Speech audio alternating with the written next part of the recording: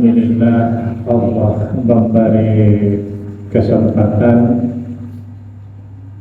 kepada kita bahwa kita masih hidup. Kita pada malam hari ini berada di akhir bulan Januari tahun 2020. Dan alhamdulillah bahwa kita sebagai orang bangsa Indonesia yang insya Allah akan memasuki pesta demokrasi, di mana komponen bangsa Indonesia akan memasuki pilihan umum pada tanggal 14 Februari tahun 2024, yang berarti kurang 12 hari lagi. Oke. Kita di dalam menyoblos, di dalam memilih, ini perlu perhatikan sebentar, bahwa baginda Rasulullah Shallallahu Alaihi Wasallam mengingatkan terhadap umatnya apabila di dalam memilih pemimpin itu harus dilihat figur dari pemimpin itu sendiri. Ada sebuah hadis yang diriwayatkan oleh Imam Bukhari, Rasulullah baginda Nabi Muhammad sallallahu alaihi wasallam bersabda, "Thalathatu yukallimuhumullahu wa la yanzuru ilaihim yaumal qiyamah." Ada tiga orang yang kelak di akhirat, di hari kiamat, tidak diajak bicara oleh Allah Subhanahu wa ta'ala, dan bahkan wala yanzuru ilaihim,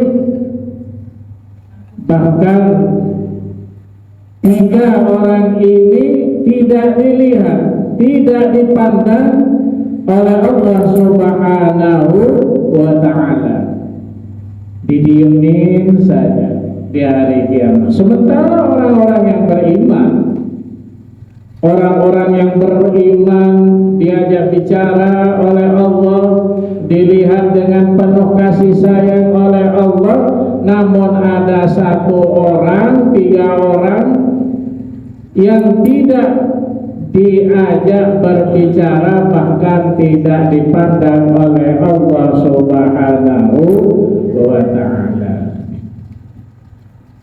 Ya Rasulullah, siapakah itu wahai Rasulullah? Kata para sahabat, di antaranya yang tiga itu, kata Nabi Muhammad sallallahu alaihi wasallam, adalah orang-orang yang berbaiat, orang-orang yang memilih pemimpin, tetapi di dalam memilih pemimpin tersebut tidak dilihat dari kebaikan orangnya, tidak dilihat dari kecerdasan orangnya, tidak dilihat dari rekam jejaknya, tidak dilihat, sekalipun tidak dilihat, dipandang bahwa pemimpin itu baik atau tidak. Tetapi yang dilihat, tetapi yang dipilih, tetapi yang dicoblos oleh orang tersebut adalah karena figur, karena kandidat calon-calon pemimpin itu memberi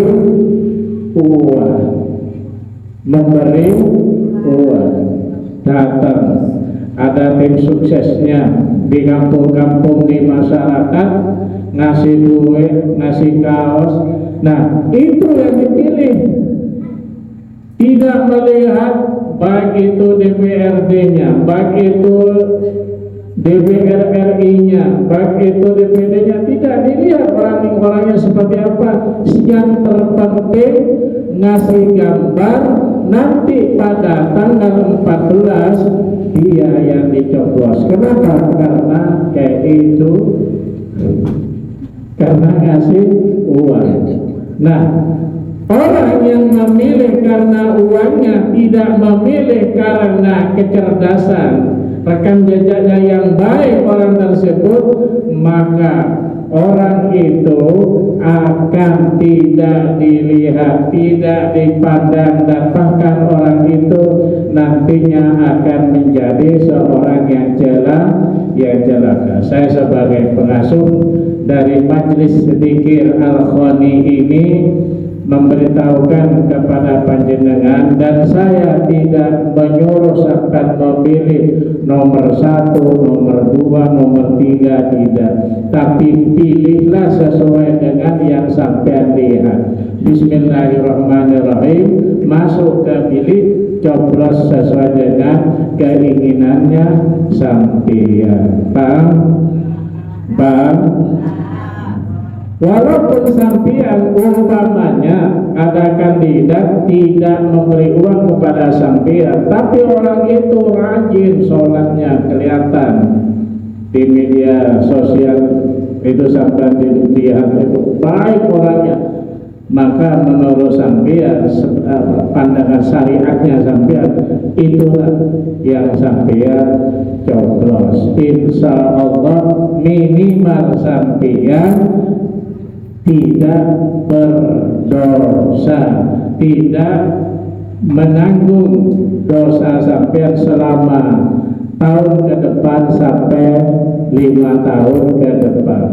Tapi kalau sampai memilih karena uangnya, kemudian pemimpin itu zalim kepada Allah, zalim kepada kita, maka sampean termasuk orang yang menanggung dosa atas perbuatan para pemimpin itu. Mudah-mudahan kita oleh Allah, iman kita, hati kita dibimbing oleh Allah ke jalan yang diridhai oleh Allah Subhanahu wa ta'ala, dan mudah-mudahan istighosa ini sebagai sarana untuk mendapatkan keridhaan dari Gusti Allah Subhanahu wa ta'ala, dan semoga kita tetap istiqomah beramaliyah, yaitu zikir istighosa, yang insya Allah nanti sebelum istighosa yaitu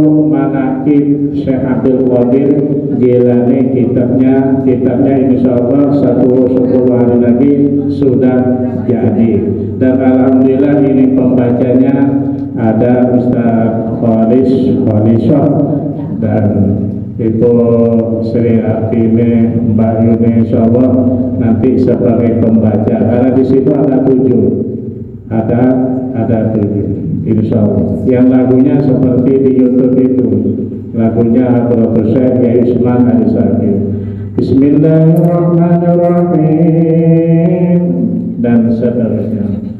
Mari kita berzikir kepada Allah, mudah-mudahan hajat kita semuanya, terutama hajat dari Ibu Haja Santosa, dikabul oleh Allah, hajatnya anaknya, putunya yang menghadirkan kita untuk berzikir kepada Allah. Semoga semuanya dari awal hingga akhir mendapatkan keridhaan dan dikabul keinginan kita bersama. Amin Allahumma.